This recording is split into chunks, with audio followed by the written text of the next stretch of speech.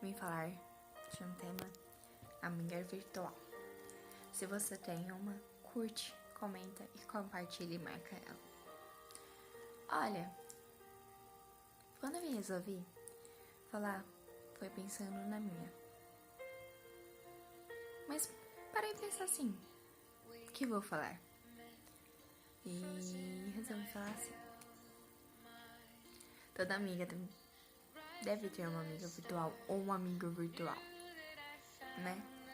Esse é para os dois modos, como eu tenho os dois. Mas olha, quem tem um amigo ou uma amiga virtual sabe a dor do que tem aqui dentro. Aquela vontade de abraçar, de estar com ela, de xingar ela, de falar te amo pra sua melhor amiga, pra sua amiga virtual.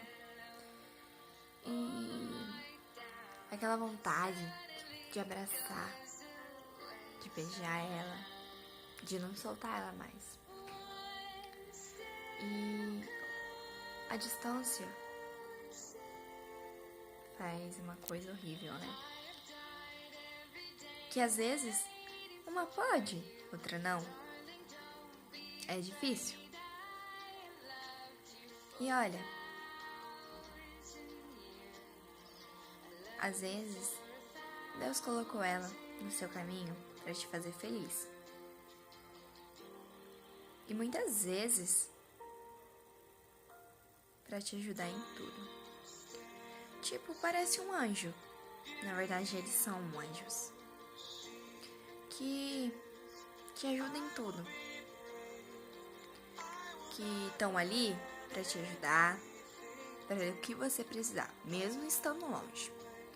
É aquele amigo, mesmo você não conhecendo ele,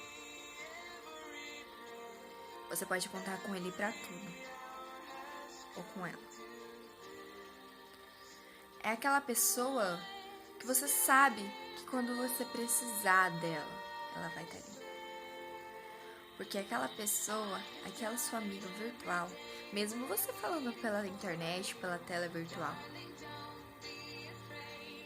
você sabe que ela vai estar ali para te ajudar, mesmo longe.